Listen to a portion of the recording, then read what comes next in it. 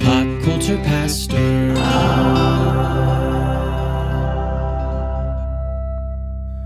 All right, Cody, we did it. We did it. We've reached the end of season 3 of From. And we made it. We're intact. Barely. Unlike some of the cast of From. Not everybody makes it to the end here. It happens to the best of us, really. Yeah. And we're going to have our RIP segment later on, our rest in peace. But we got to recap the whole episode because there's a lot of lore building that goes on in this. And finally, I think one of the more intriguing and frustrating at the same time aspects of this show is people want the answers, but also understand that the questions are what drives it. You can't handle the answers. Maybe not. I don't know. But this show, this episode in particular, delivers. Like, a lot of things happen, but I don't know if we're any closer to solving anything. No, not solving it, but you get more information maybe in this episode than we've gotten in any single episode before this. Most likely. This is Pop Culture Pastor Watch-Alongs. We are watching along every episode of season 3 of From. My name is Dave. Cody is here. I am. And we start this like we start every watch-along of From. Cody, what the From? What's the what the From moment this time? What the From moment this time happens around Elgin, a beloved character on this side of the table. Oh, sure he is. Yeah. Smelgin? Yes. For me, this was kind of shocking, just because, like, Boyd kind of does a heel turn. Sarah goes full Sarah, and Elgin suffers. Grotesquerie occurs. By the end of it, what we are left with is Elgin with bones sticking out of his hands, missing eyes. It's awful. Yeah, that was wild. We've seen the gore when it comes to the monsters and what they do to the townsfolk. We haven't really seen that from human on human crime. And we did see Fatima, impale Tilly with garden shears, but nothing on the gore level of what that was. That took me aback. That was like some real mafia stuff. It was. And she's like, I'm going to maintain Boyd's innocence. Don't you dare, Sarah. We'll get to that later on in the episode for sure. But let's start off here. I want to say this. Season 3 of From was, in my opinion, the best season yet. I feel like the writers really settled into a groove of loving the characters they write. Because when you do that, when a writer loves the characters they write, you really see the care that is taken in the writing of specifically the character moments, the character beats, the things that build their character, make the viewer like their characters. And this was the first season of this I could really see the Lost connection. People only remember Lost. They remember the mysteries. They remember the polarizing finale of Lost. But that show actually had masterful character writing. And season 3 of From, I believe, is approaching that category. Not quite as good, but is approaching that category. Of course, that only works if you have good actors, dang good actors doing their thing. Elizabeth Saunders, Harold Perrineau, David Alpay, Scott McCord, and the gang brought it every single episode. Stellar stuff. Yeah. And I think this show really stepped it up this season and became kind of a sensation almost. It's bordering on being a sensation, I think. It is. So I will say, just because sometimes there's a gap between when the episode drops and when we record, and I tend to watch it early on, that I would go back and read online the synopsis of the episode, and Forbes is covering the show. A lot of major outlets are diving into the intrigue, and yeah, I think that it is now within the sci-fi thriller horror genre. It's in the zeitgeist. Yeah, it's getting out there. So this is exciting stuff because it got renewed for season 4. in the last week. So that's very good. And it ends on just like this kind of thrill ride of a moment where the story isn't even close to over. We're just finally building to where it's going to go. And next season should be fantastic. And I think a lot of people are going to jump on board. And by the time season 4 comes out, you're going to have kind of this sensation, kind of like Lost feel to it, I believe. Fingers crossed. Yeah. So let's just start with the recap. We start with Boyd. Even though most all the characters appear in this long finale episode, Boyd is clearly a focus.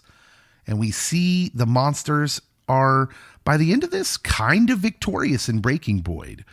But we'll get to that in a bit. Because the episode starts with Ellis bringing his suspicions of Elgin to Boyd, who I'm going to stop calling him Smelgin for the remainder of the episode, out of respect for what he's going to go through this episode. I still don't think it's good. Like, I still don't think he messed up. But we'll get to that. He clearly makes a mistake, but... Or does he? Yeah, he does, Cody. I think it's pretty clear he did. Them and Kenny decide they need to take a trip up to Hippie House to have a little chat with Elgin. Smartly, or not smartly, I don't know. Boyd decides to recruit Sarah to come with them in case Elgin's hearing the same murderous voices she was. Empathy. Yeah, and that... It's going to go a long way with Sarah. But that's sort of the setup for the entire episode, because then we skip to a scene with Victor and Henry, and we get one of these stellar character moments I was talking about early on in this episode with a Henry-Victor tearjerker. For reals, I cried all the tears, man. Leah, my wife, sitting next to me on the couch while we're watching it, is crying, and I'm like, well, it's a show. Cody notoriously has a heart of stone. Yep. And does not cry at things. But like this scene, there is no reason that a horror thriller show like this should have a character moment like this that could bring you to tears. But this was a wonderful, wonderful scene. So Henry comes to check in on Victor as it'd been a little rough between them, as Victor had been kind of frustrated with the Jasper stuff. And Victor urges his father to follow him and ominously says, you're going to hate me afterward. But he takes Henry to the graves of his mother, Henry's wife, Miranda, and his sister, Eloise, Henry's daughter. And young Victor had dug these graves, painted on some rocks, made colorful little memorial headstones, and for whatever pieces of the bodies, especially of Eloise, who he says she was so small. That in and of itself was hard for the viewer to watch. Yeah. It's obviously hard for Henry to hear, and his acting in this part, not only the grief of losing your wife and daughter, but the thought of your young son having to bury them, like whatever pieces he could find of them. You can feel the pain in Robert Joy's acting here. And this is where I started to lose it. But when I really lose it is when Victor says, it's all my fault and you don't have to be my dad anymore. And Henry makes a turn, man. Like he gets just a little bit of anger and forcefulness that, maybe a dad has sometimes when they're trying to get through to their son. And it's perfect here. Henry, who's already, by the way, absolutely the best dad in Fromville, after being there all of a couple days, grabs and embraces him, demanding that he never say that again. And he'll always be his dad. That was such a great scene, dude. That was definitely all the feels. Yeah. And yes, I get why people cried. I did not. Well, okay. But that is an example of a character moment that really has nothing to do with the ongoing story in this episode that you don't feel is forced in. Yes. Now let's move to one that does. Okay. The hospital crew. Let's go to the hospital crew. Oh, I keep hoping that there's like a gas leak at the hospital. Is there a gas in Fromville? Is there a gas company? Well, somehow there's electricity. In what feels like, to me, the only unnecessary part of the finale. we get this scene with Randall, who does great in the scene, by the way. Yeah. It was emotionally affecting. I just don't know why we're watching it. He's in rough shape. He's plagued by the noise of the cicadas in his head, and in this just very desperate attempt. I'm not sure if he's trying to self-delete or if he's just so desperate to try and stop the noise in his head. He grabs the defibrillator. Yeah, that. He grabs that and tries to go George Clooney on ER on his own head. Don't do that. And luckily, Marielle gets there at just the right time. And it is a highly affecting scene. Like, she holds him. Randall kind of breaks down. They have this embrace. And you're like, wow, that was powerful. But I don't know what it was doing here in this episode. Like, I didn't get the same feeling as I got from Victor and Henry. Maybe it's going to be very impactful to the debut episode of season 4. Maybe you hold this scene until the debut of season 4. I don't know. I just don't know what it's doing in this episode, because it almost just seems like these characters are important. I think Marielle and Randall, along with Julie, are important. And this show has so many characters, and because it's a finale, you figure you need to check in on all of them. But this is the one that felt like, this doesn't really, there's no reason for this scene to be in here. However, it's not over yet because it gets worse. As it always does in Fromville. Marielle gives him sleep medication to, to put him out for the rest of the episode, so we don't have to check in on Randall again. Well, he's good. I gave him some sleep medication. He's sleeping it off, so you won't see Randall the rest of the episode, and you'll know why. Yep. That was very much a writing device. And then we get this weird conversation between Marielle and Christy, who's still maybe the most unbelievable relationship in Fromville. Not the actress's fault. I think it's the writing here. This is where the writing kind of falls short. And I think it's just because there's so many characters. I was going to say, I think our two med people have kind of been an afterthought this whole season. Yeah. And they're just there and they feel clunky. My gas leak was a joke, but like if one episode they just were like, oh, we're not here anymore, I'm not going to miss them. Well, I think it's largely because the hospital itself is used as a device, a plot device this whole season. So they needed the ultrasound. They needed the paddle machine. They needed for Randall to have a place to stay because, like, someone living in the bus was crazy from the beginning. It just needed this plot device, and they used it as a plot device so much that when we get a real character moment, it feels like, well, I don't really care because these characters in particular have been kind of cardboard most of the season. This is the one area where I think the writers kind of dropped the ball. So when Marielle and Christy have this kind of realistic relational conversation, by the way, where Christy says, hey, Randall's emotions coming out. Julie's talking about her experiences. Marielle, you haven't said a word about she's the last one of the music box trio here, and we have no idea what's going on with her. Can you at least tell me if you're doing okay? And all she can get out of her is, no, I am not okay. That's believable, but at the same time, like, I don't even know if I need to see that as the audience. Right. Again, it just feels like, okay, we need to check in with these characters. It doesn't really fit in this episode. Maybe if they would have done it last episode. Yeah. And Randall just would have been asleep this whole episode. Randall's still sleeping.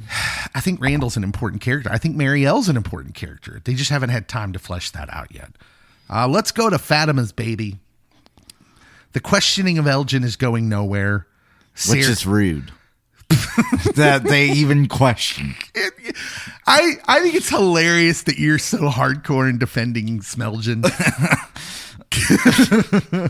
Sarah's pleading with him. She says you can't trust the voices. There is no, like, Sarah says it. I can't remember how she puts this, but like they do not. It doesn't give. This place doesn't give. It only takes. And Elgin is being surprisingly hard to break. I'll applaud his willpower here. He is a good disciple. Yeah. not a good disciple, but he is, adept. This leads to Ellis losing his cool, which is totally understandable. And that was this was a good scene because I think the actor who plays Ellis doesn't usually get a lot to do. No, not much. But the chaos in this moment was totally believable, and he played it well. This leads to Boyd clearing the room. He clears the room. They go downstairs. They regroup, and they go to Plan B. And by Plan B, I mean Boyd is going to go Jack Bauer on him. Yes. We're running out of time. He was literally Jack Bauer from 24. And at this point in the episode, I'm like, oh, this is bananas. This Boyd's going completely off the deep end, but that's where we've been heading the whole season, I think, and it's coming to a head. He asked Donna where the tools are at. And everyone in the room, I thought this was great and played well by the actors because everyone in the room looks kind of shocked, but not feeling motivated enough to call him on it. Like they're all like, well, like you don't have to tell him. You don't have to tell him. Kenny gets the closest, but even he, maybe perhaps worn down by the death of both his parents, isn't too keen on taking the high road. He's just like, well, you can tell by his look, he's disapproving. But at the end of the day, he's like, well, sorry, Smelgen. And so nobody calls him on it. So Boyd goes to gather the tools, where he's visited by the ghost of Father Kotri, who I'm still pretty convinced is simply Boyd's own conscious at this point. Do we think he's really seeing him, or do we think this is a manifestation of his conscience? I think it is a hallucination from the worms. So you think it's like a vision of some sort? Yeah. Kotri warns that Boyd is at his split in the road. Whether the monsters will win and break Boyd or not. And he says this line, there's no coming back from this, right? This is what we've been building towards for the whole season. And Boyd, the acting from Harold Perrineau is great in this scene where he's basically talking to nothing. What happens is he's undeterred. Yep. I really thought this was the moment where Boyd says, okay, we got to find another way. But nope. He goes back to Elgin. He starts setting up his torture chamber. And as he's doing that, the magic Polaroid spits out a picture of Boyd's dream house that they were on their way to go move into when they ran into the tree and came to Fromville, which seems to solidify to most viewers that Boyd is right and Elgin is being played. So he says something in this. Mm-hmm. And it sounds like a throwaway line, but I think there's something here, and I just don't know what it is. It's missing the boat. Yeah, that was interesting, wasn't it? I don't think that they tend to put in throwaway lines. Yeah. I think everything in this show has a purpose. Is he being cheeky, though? Is he being cheeky at the monsters, being like, you forgot the boat? I don't know. Yeah, it could be something. It could be just Boyd being like, you're not getting me that way. I see you. I understand the game now. And he might be right. Of course, poor Elgin doesn't see it that way. Then the show makes this kind of haphazard attempt to compare his gullibility with Faith. And I'm just going to skip past that because it's one bit of lazy writing and it doesn't cancel out what's been a pretty great season 3. But I do get annoyed as someone in ministry when Hollywood compares Faith to gullibility. Mm-hmm. And that was a weird little insertion they put in there. Elgin was clearly gullible. It's clearly because he was good-hearted. I don't think we had to make a Faith connection to if you have faith, you're gullible. Which may have been not what they wanted to say, but because it was such lazy writing, it ends up being kind of what they're saying. I am still choosing to believe that maybe Elgin was listening to the right voices. That is quite the leap. I am taking that leap with Elgin. So Boyd starts going to work on Elgin's hand and probably be going to work on Cody's hand if he was in the room too. And oh my gosh, is that his bone? I was like, oh, his bone's sticking out of his hand. I don't know if that was necessary. My wife did not watch this. She closed her eyes and said, "Tell me when it's over." They showed his hand and Elgin's crying. And I'm just like, ew, ew. Of course, this is the exact moment Acosta shows up. Ah! I love how much you dislike Acosta. She shows up to get to be the most logical person in the room. And Cody doesn't like that. No. And she's demanding answers to what the heck is going on, as anyone should be. But with everyone else distracted by Acosta coming in guns blazing, pun intended. Yep. Sarah sneaks back up to the room and says this in what is maybe one of the best delivered lines of the episode. Boyd doesn't understand how far he needs to go to make you tell him. He's a good man. And this place has taken so much from him. And I won't let it take his soul. I've already given mine. And then you switch back to the characters downstairs. You hear Elgin screaming like he has not screamed before. What did Sarah do? She plucked out Elgin's eye with a screwdriver. She also got the information out of him, I guess. But dear goodness, that was the what the from moment. Easily deserving of that moment, because you were like, oh, what did you just do? That was she went Tarantino. She did. That was crazy. Don't go the full Tarantino. Cody, it brings up a question. Does Sarah actually play the hero here by sacrificing what little reputation she had managed to rebuild or have left to save Boyd from crossing the line completely? Or was it too late? Had Boyd already crossed the line? Honestly, I think it's kind of in vain. Yeah. That's how I'm going to put it. They might as well have let Elgin just sit there. We learned that not much changes because of getting this information. And maybe this was always going to happen, but they wanted to see how the people in Fromville would react and what the lengths they would be willing to go to potentially try to stop this, even though there's no way of stopping this event. Yeah. And the monsters, whatever voices Elgin was hearing, they were right. Because remember, Elgin says that early on. Yep. He says, it's going to happen. When you get the information, it'll be too late. So we might as well just let it happen. Instead, Elgin loses an eye. And uncalled for.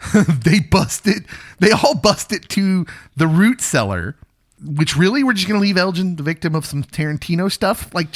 I hope someone took him to the hospital. Man, which the fallout from that is going to be heavy on the early season 4. Like there's going to be some fallout from this. But anyways, they get there. Fatima is trying to perform her own C-section, but is interrupted by the Komodo lady. Finally, the quote-unquote baby is delivered, and Komodo lady absconds with it into the hatch. Boyd, Kenny, and Ellis barge in. Boyd sees the hatch. Fatima says she took it, and Boyd's like, I gotta see. And they're all like, no. As a viewer, I'm like, no, he should go because we have to see it too. He is knocking on heaven's door anyway. Let him see it. Good call, Boyd. Good call. By the way, somehow Fatima, through the process, was gifted some information too. Like she just intrinsically knows something now, because she tells Ellis they sacrificed the kids to live forever. So she's got a piece of the story now. And I don't know whether that's because she carried this monster. Well, put to that. Because Boyd goes down in the cavern. All the monsters are standing around the baby, which grows very fast into Smiley, the monster Boyd killed in season 2. He's back. So here's what we learn. The monsters are the ones who sacrificed their children to gain this immortality. Clearly, this immortality was not what they bargained for. And what a gut punch this has to be for Boyd, who sees that he's gained absolutely nothing. He didn't actually kill that monster. I mean, he did, but it doesn't matter. I mean, where's he at right now? Oh, that's got to be a gut punch. He's in a tunnel. Will he even get out of there? I don't even know. If I was him, I'd just go in guns blazing. Start of episode 1 of season 4. So Tabitha, Jade, and Jim. They have a good story, this.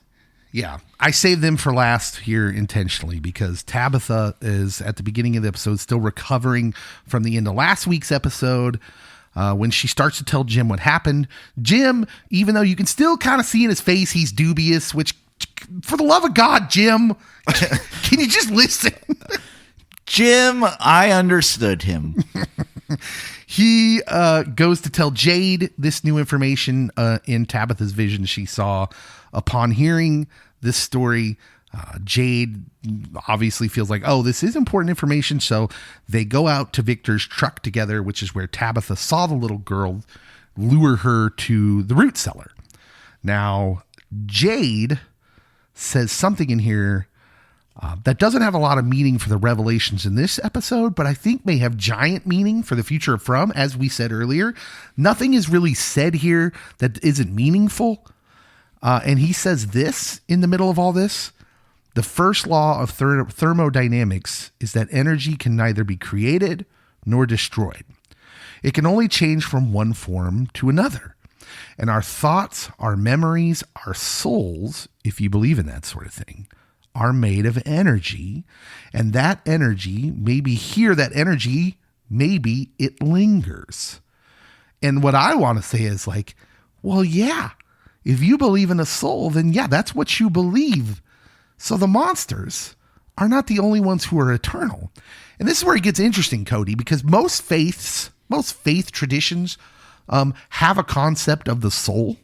Yes. And so it would be interesting and very human that these, what are now monsters, were tricked into bargaining for immortality when they already had it.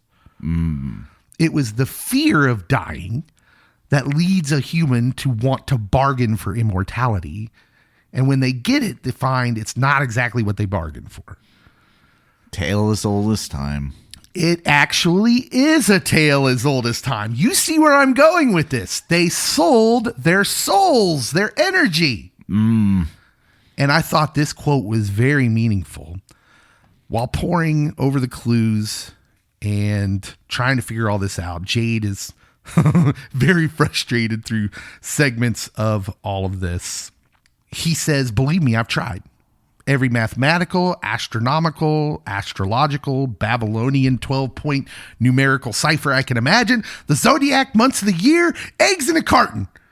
Bent over backwards, twisting it into some version of the Fibonacci sequence. There's nothing there, believe me. And then Jim. Everyone loves Jim. Jim at this point says, aren't there 12 notes in a scale? And at this point, Cody, I literally yelled out loud. I was like, look at this. When the artist is able to do what the mathematician cannot. Hashtag save the humanities. So my wife had pointed this out earlier in the season because Jade had said earlier in the season, but these two numbers are backwards. And she's like, well, that could be music. And I brushed it off. And then come back, Jade says it again this episode. And then Jim's like, oh, yeah, my mom played and I know music. Yeah. Yeah. And of course, this is amazing stuff right here. Jade hails him as a genius. And then this all comes together very, very quick. They go back to the bar to piece this together. Jim has to go get the violin. There's a funny line in here about Jade tells him to go get the violin. It's in the basement. He's like, your basement. He's like, how do you know that? So it's because I kept trying to steal it from Tin Chen. And Jim is on board, but he starts cautioning everyone. And again, another kind of, this is where Jim is valuable. Maybe we don't want to play this music here because music doesn't have a great track record in the Fromverse. Oh, Jim. And so Tabitha says maybe we should go back to the bottle tree and play it there. So they go to the tree. Jade begins playing the violin beautifully, and the children start coming out of the forest, visible to only Jade and Tabitha, which is interesting, not Jim. And she kneels in front of the one, and she says that word, Ankui. And then both of them start remembering at the same time. And what are they remembering? To remember. The remembering to remember.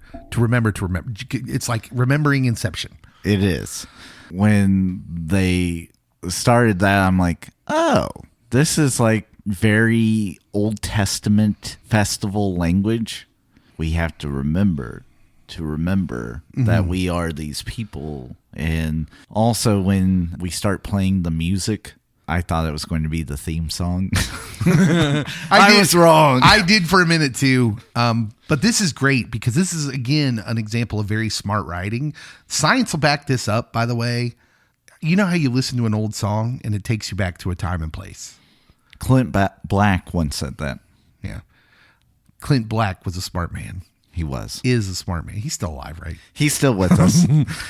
Music will do that for us. Music can help us remember places we were when we heard a certain song, and it does that for Tabitha and Jade as all the memories come rushing back to them.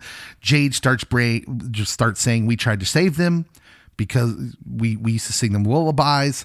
Tabitha's, she's freaking out. She's like, no, I can't. It's too much for her to handle. But basically, she was Miranda. Jade was Christopher. They tried to save the children last time, but failed. They probably tried to do it many times. And even bigger information, they had a daughter together. They were married at one point in some life together. They had a daughter. This is all understandably hard for Jim to process. And Jim heads back to the RV for a little alone time because we get the answers. Some big answers that Tabitha and Jade specifically are a part of the original town inhabitants. And they were apparently not in on the deal. They weren't down with the deal that was made for immortality, but they couldn't save the children, including their own. This is all hard for Jim to hear. So he heads back to the RV for a little alone time. And somewhere in all this, meanwhile, Julie is having a reasonably important conversation about her travels with Ethan, who says she's a story walker. Because Ethan knows everything. Mm-hmm. I don't understand it, but here we are. Story walker is someone who can conceivably go back and forth through the timeline of the story, but maybe can't change it.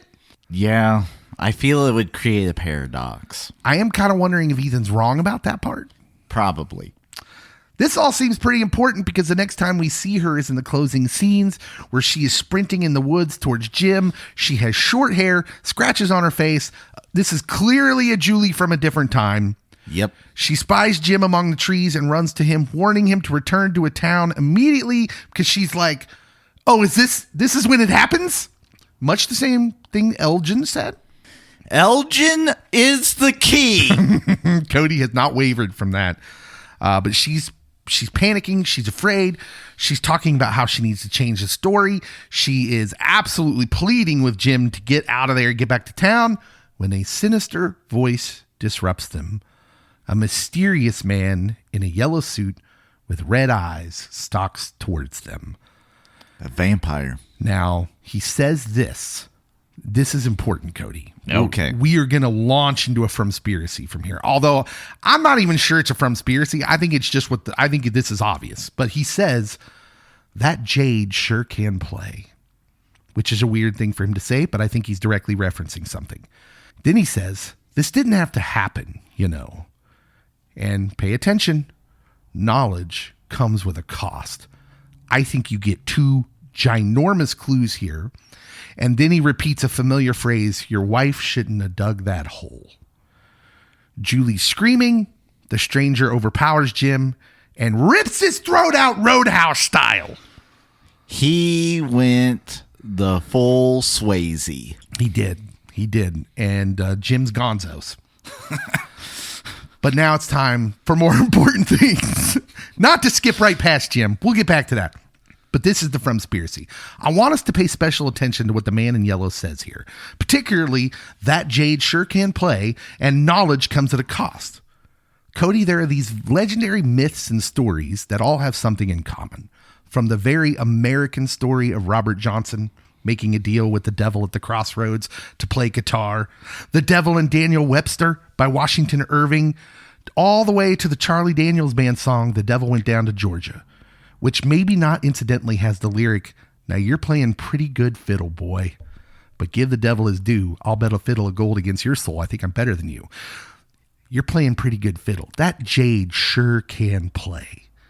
This story has appeared in culture for millennia, but the most famous story that a lot of our current ones seem to be derivative of is the story of Faust, a 2-part play written by Johann Wolfgang von Goethe, probably in the late 1700s.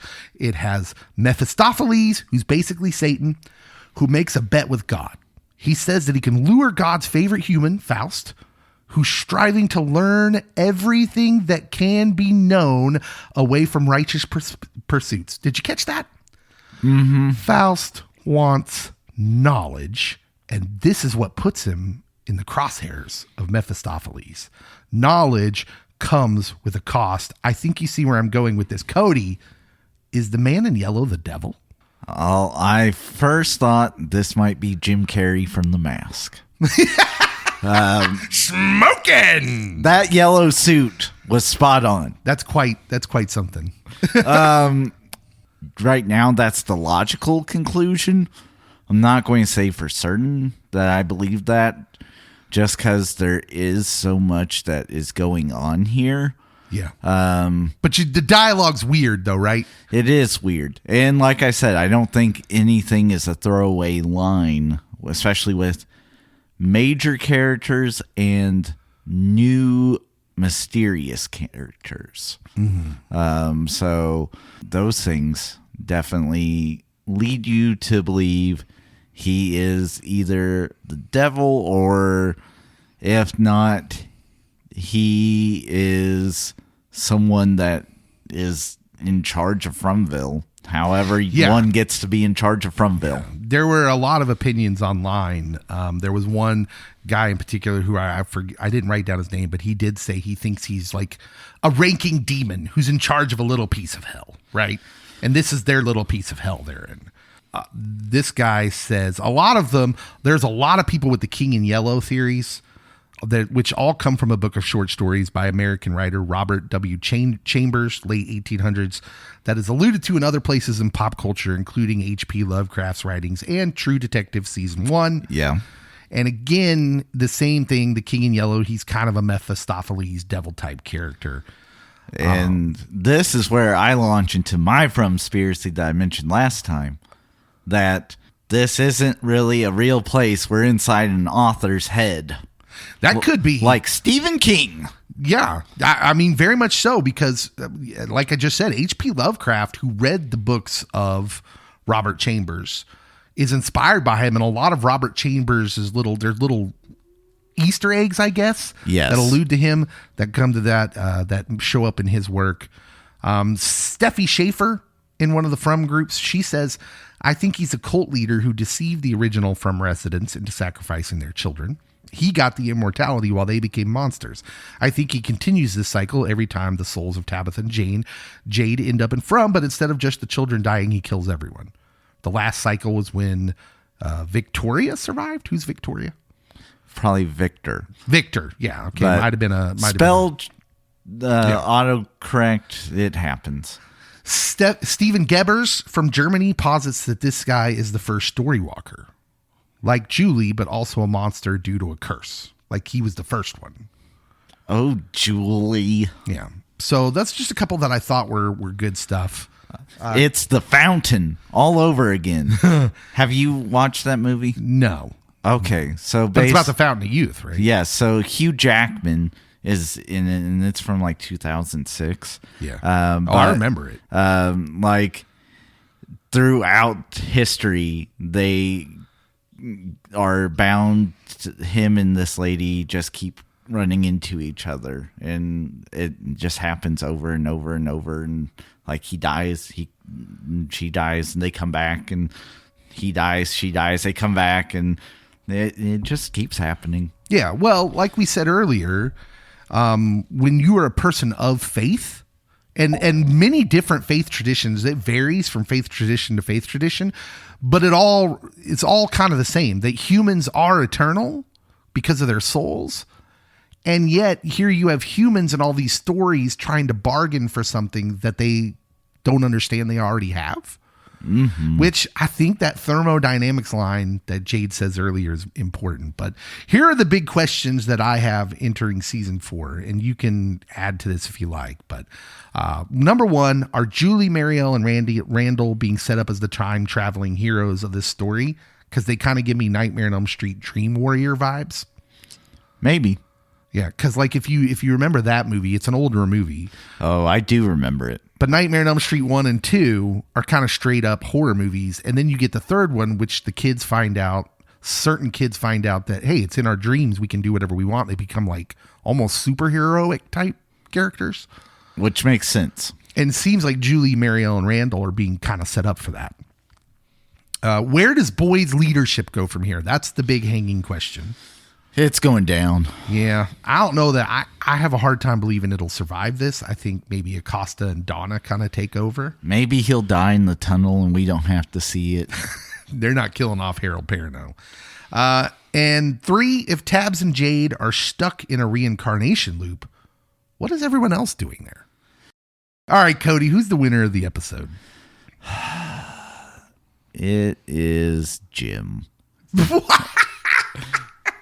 Jim gets his redemption arc and then gets out from Fromville. Jim is disposed of rather easily, I might add. Well, if it's Jim Carrey from The Mask, he has powers, Dave. The winner of the episode for me was Julie. I'm actually genuinely excited for her part of the story, maybe for the first time. She has this season become kind of from annoying side character to actual like, okay, she's kind of integral and I'm actually interested in it. I'm in. She put down the drugs and is now able to help people. Man, imagine that. Don't do drugs, kids. Drugs are bad. Loser of the episode, Cody. Sarah. Really? Oh, yeah. Okay. There's no coming back. No, she's done. Like, there's no way. Whoever's going to end up in charge of Fromville next season, she's going right in the box, right? I'm hoping it's Acosta at this point, just so we can get some Sarah justice. I mean, Costa's going to give you real, actual smart leadership. I'm not here for that. I think the loser of the episode is Smelgin. Poor Smelgin. Oh, I my thought goodness. we weren't calling him that after the terror that he experienced. I'm going back and forth because this is all his fault. The things that happened to him is his fault because he's like, I must keep this information. And he gives it up anyways. Too late, though. I do think that there is an outside chance that this does have to happen and that it does set up for a way for them to leave Fromville. Yeah. I'm just going to tell you, by the way, let's circle back to the body that was in the cellar with Fatima. You remember that? I do. And that shirt that looks similar to one Jade was wearing. It does also look similar to an undershirt that Elgin has been wearing. And also it had an eye patch. That does not bode well for our man Elgin. I think Elgin is going to be placed in that cellar and locked in.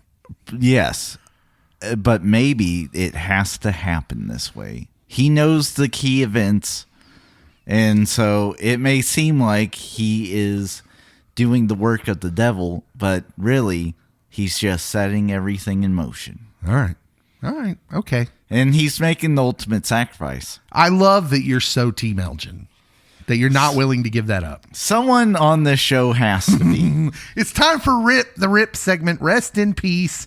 I won't ask Cody to hum, but we are here today to pay tribute and remember our friend Jim Matthews, who died doing what he loved the best, not listening to people. Literally. Julie tells him to run. Nope. Earth to earth, ashes to ashes, dust to dust. Now Jim is gone. Or is he? He's at least out of Fromville for now. Yes. We'll see. I do wonder if we're going to, in the next season or later seasons, get some reincarnated folks. Tilly's back. Yeah. Tien Chen, Kenny's dad. I'm just kind of wondering if that's the direction we're heading. I'm just hoping that Kenny's dad doesn't have like dementia or Parkinson's or Alzheimer's. Yeah. Cody, how many, let's see, what do we want to rate this show? Out of Elgin's eyeballs. Oh, how many out of 10 Elgin eyeballs are you giving this episode? I'm going to 9. I feel gross even making that rating scale. Yeah, this is pretty good. You get the most information you've gotten from any one single episode of From. It's a hard 9. Yeah, this is a great episode. We hope you enjoyed it. We hope you enjoyed the watch-alongs this season. Let us know on the social media posts for this episode what theories you agree with, which ones you disagree with, theories of your own. Thank you so much for listening. Of course, share this in your From groups, your friends, your From friends. Share this pod if you think it entertaining in any way and constructive for you. Please and thank you. We appreciate you. We'll see you next season. Yes. It's going to be a while.